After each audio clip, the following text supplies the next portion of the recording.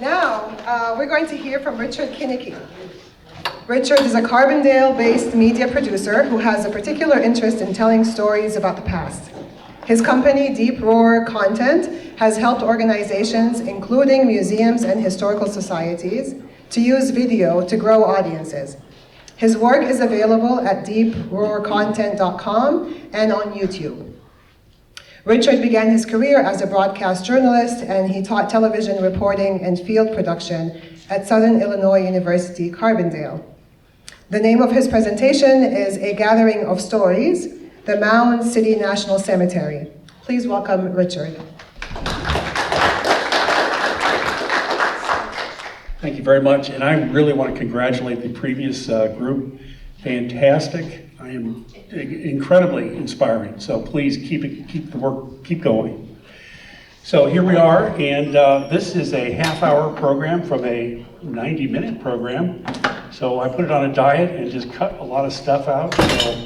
But that's okay, because, you know, let's get to the essence, basically. And Bob, I turned the key to the right. Is that right, what you're saying?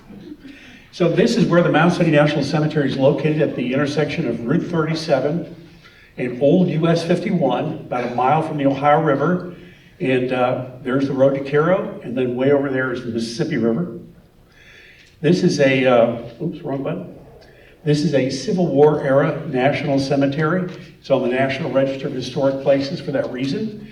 It's 14 acres, about 8,600 headstones, a little over 9,000 burials or so, because spouses or veterans can be buried with their spouses. This is the Civil War Memorial, Illinois Soldiers and Sailors Memorial, built in 1875.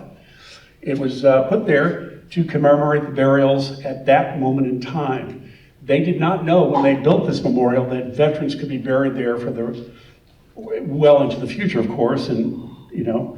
So there are names inscribed on 8 marble plaques that identify the burials there as it existed in 1875 or 4. This is the Caretaker's Lodge. It dates from 1885. It's on the National Register. It is a significant architectural house, building, and it relates to a wide variety of construction practices that were done by the U.S. Army and the Quartermaster's Office, and that is the Caretaker's Lodge. Caretakers existed at the National Cemetery for 100 years, from the 1860s until the 1960s. These are individuals that were put in charge of the cemetery. They managed the burials, they took care of the property, and so on and so forth. And they no longer exist. They contract out all of the landscaping services and so forth. Cairo was a busy place during the Civil War. And in fact, as I was trimming down this project, it occurred to me that if it weren't for the Confluence, we would not have a national cemetery. I mean, it's just that simple. It was a strategic location during the Civil War. Federal forces were being brought to Cairo for a variety of reasons, but primarily as a collection point for the Western armies, basically. And so you had forces that were brought here, and here's a lithograph that represents how busy it was on the riverfront. It was so crowded on the riverfront, they had to move the naval operation to Mound City. This is Fort Defiance, the famous photo. There were troops stationed there that were designed primarily to, their purpose was primarily to guard the Confluence. Real early on in the war, there was concern that the South would invade and maybe take over the Confluence and invade Cairo, but if U.S. Grant were standing here right now, I don't think he'd agree with that statement. I think that he realized the importance of establishing a defensive position, but he probably early on realized that the South wasn't going to come north and take the Confluence, and if they did, they probably wouldn't be able to hold it for very long. But there were troops stationed at every corner of the Confluence: Kentucky, Missouri, and Cairo, of course. This represents Burns Point in Missouri, and then here are troops offloading at Fort Holt in Kentucky. And in this image, this is one of the boats that worked between Cairo and Mound City during the Civil War, the Daisy. And way in the background is the U.S. Military Hospital. Hospital wasn't there from the very beginning. It took a while before it was established. And in the hospital, we had basically the Sisters of the Holy Cross, a full team of surgeons, and the capacity to treat up to 1,500 troops at a time, soldiers and sailors. The Red Rover is a floating hospital boat that provided service that brought the wounded and sick to Mound City from throughout the Mississippi Valley. And what I learned recently is the Red Rover was also a supply ship to the Mississippi River Squadron, which was a brown water navy of 80 boats. And so it was an interesting boat, and lots of stories. And again, I'm cutting way back on the program a little bit, but it was also the boat where African-American nurses served with the Sisters of the Holy Cross. And those African-American nurses went on to get a pension and so forth. And that's a real important story to be told in the fact that they worked side by side, the whites with the African-Americans during the war as nurses. This is Mother Angela Gillespie. She's in charge of the Sisters of the Holy Cross. And this is a newspaper. She wrote a letter to the newspaper, and this is what they said. And she said that they were desperately in need of food for the soldiers that were there. And she says, for 2 weeks until today, we had about 1,000 patients. Today, we received about 50 more very sick from the Cumberland River, and on and on. So what I'm trying to do here is set up the story that they needed a cemetery. They're in desperate need of a cemetery. And that people are dying and they're being buried right where they died, primarily. At each one of the 4 locations I mentioned, Missouri, Kentucky, and Cairo, there are burials taking place. This is from the Chicago Tribune in 1862, September 24th. And it names the individuals who died. And then at the very bottom, the total number in hospital, 1,201. I borrowed this image from the Battle of Antietam. This is from the Eastern Theater of the Civil War. Relatively famous image, just to represent the fact that they had to put them somewhere. And they did not have a cemetery. So Mother Angela then writes a letter to Abraham Lincoln, according to one of my sources. I've not seen the letter, but I understand it does exist, indicating that we need a burial place in this location.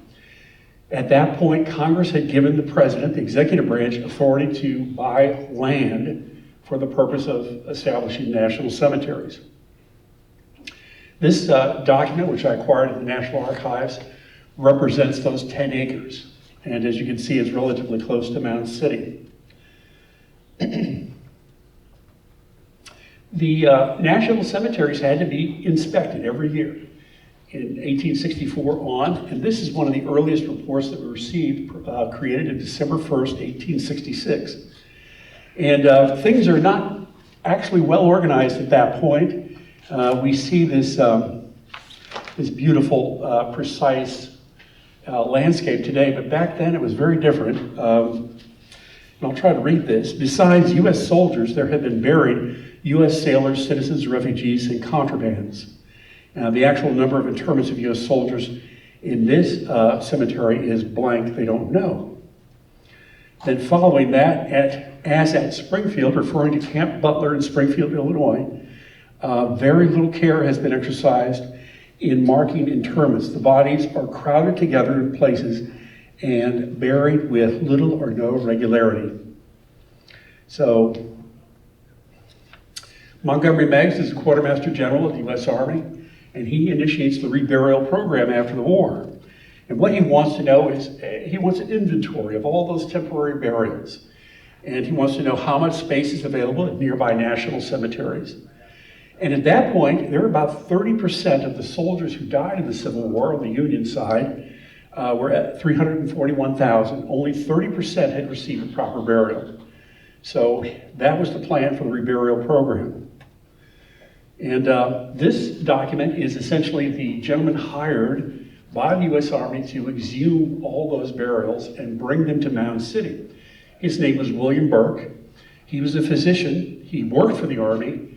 And he had a small problem, or let's just say that he had a small addiction. And he was court-martialed and I think kicked out of the Army. I'm still researching this. And his experience exhuming all those bodies around the Confluence Region, if you will, was pretty rowdy. And there are newspaper accounts of him drinking, his crew getting real sloppy. But anyway, he's trying to justify the additional cost of building dams to drain water away from burial sites, specifically at the battlefield in Belmont, Missouri. 80 federal troops were killed during that battle, and the water that had flooded those sites essentially washed away the headstones or the headboards.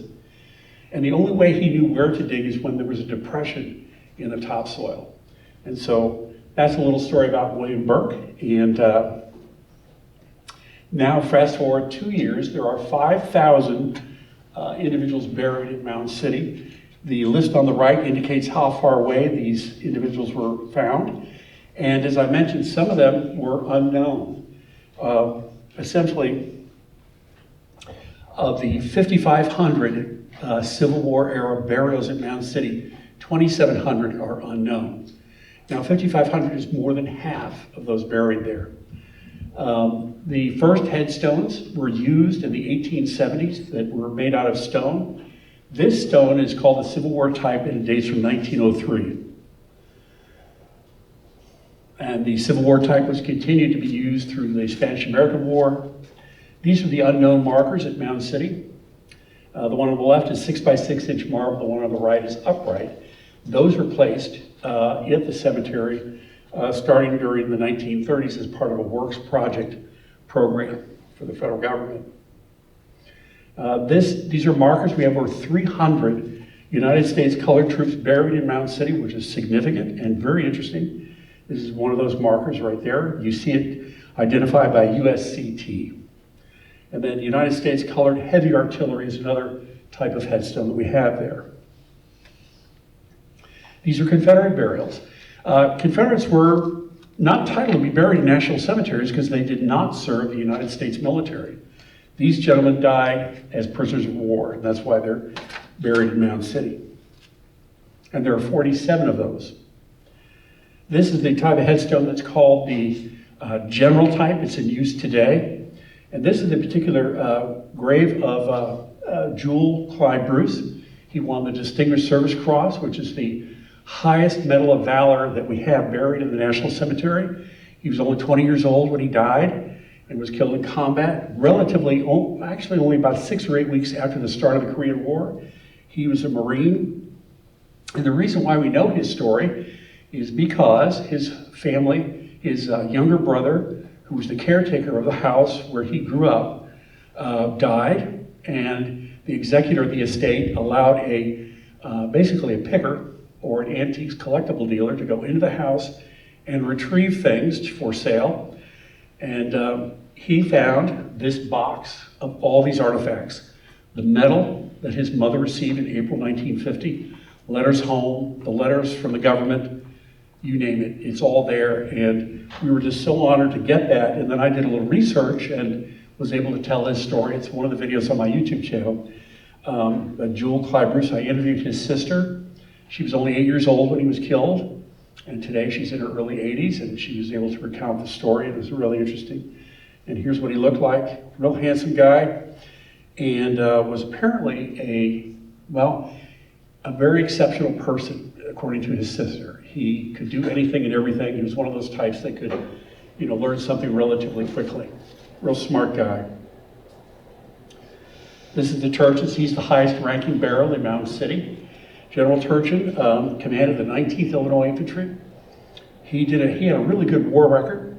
His troops did a really good job, except when it came to Athens, Mississippi, where he sacked the community. He allowed his troops to just go through and do whatever they wanted, and for that he was court-martialed. Other things and reasons why he was court-martialed, because he would let his wife travel in camp with his troops, which was not permitted. But actually she took over the troops when he would get headaches. He apparently suffered from headaches, and he would just check out and go into the tent and take a nap, I guess, and she took over. And she was respected more than he was at some. But she's one of the earliest females buried in the National Cemetery in Mound City. This is the grave of Thomas A. Fitzpatrick. He was a caretaker of the National Cemetery. He was a veteran of the Pennsylvania Cavalry, 15th Pennsylvania. He fought in battle at Gettysburg. He has a real interesting wound that occurred. He was firing on Confederates, he was dismounted cavalry, and a bullet hit his rifle and exploded the rifle, which basically removed some fingers and muscles out of his arm. And then he was taken to the surgeon's tent. The surgeon said, well, we're gonna have to remove the arm. And he pulled a revolver out and put it on his chest and said, nope, nobody's gonna touch this arm. We're gonna wrap it up, we're gonna be good to go. And that story is recounted in the unit history of the unusual injury of Thomas Fitzpatrick. He was murdered at the National Cemetery in June of 1899 by a disgruntled worker. The worker's body was found in November. He had taken his own life. But I have a video about him too on my YouTube channel, so be sure to like and subscribe, right? Anyway, this is the hospital that stood in Mound City until the 1970s. There were a lot of plans underway at that time to convert it into a museum and some sort of historical place. And unfortunately, in May of 1976, it burned, and it was arson and so forth. And that was a very unfortunate loss to that community. So the Mound City National Cemetery Preservation Commission, we have the Vice President, President, and Secretary? No, yeah, Secretary back here. This is Marissa Clanahan, Tom, and then Wendy back there. Say hello. I volunteer with that group and I do some work for them. I try to help them. They are responsible for the Memorial Day event this year. It's on May 24th, and so we'd like to see you there. That's the Saturday of Memorial Day weekend. And then in December, they do the Wreaths Across America, and that's a program where we try to put a wreath on every burial in the National Cemetery. It's also a fundraiser for our organization. So, questions? Any questions? What's your YouTube channel? Oh, the YouTube channel is Rich Kuenneke at YouTube. Just search my name and you'll find it. I'm really committed to this. And my grandmother was a Gold Star mother. You know, she lost her son in the Second World War. And those family stories are so powerful because that destroys families. And the trajectory of my grandparents and their lives and my mother and so forth completely changed in April 1944 when their son was killed in the South Pacific. So to me, it's a fascinating, I love history. I always felt that this National Cemetery deserved interpretation. And I first explored there in the 1980s, and you walk around and you look at everything and it's just really interesting, but there's no backstory. You don't know anything about it unless you dig into it. So that's kind of my commitment to try to interpret this site and bring it I think the recognition it deserves. It's a beautiful place. And so after this presentation, you all now know what those different stone types are. So I would encourage you to go visit there, take someone with you, and explain what that means, what those stones stand for, and so forth. I have a comment. Yes, sir. So last night, with Gabriel and Matt, we took a tour last night. Of course, my father's buried there, but they were really impressed. But I have a comment. You mentioned the St. Mary's, Sister of Holy Cross. Yeah. They eventually opened up St. Mary's Hospital in Cairo, Illinois. And we went by there today, which it needs to be torn down, but it costs $1 million to do it. But they also taught me at parochial school in Cairo at St. Columba. Oh, wow. The Sisters of Holy Cross. They were out of Notre Dame. Mm-hmm. So I just thought I'd add that information. I appreciate that very much. That's right, that's right. Any others? Yeah.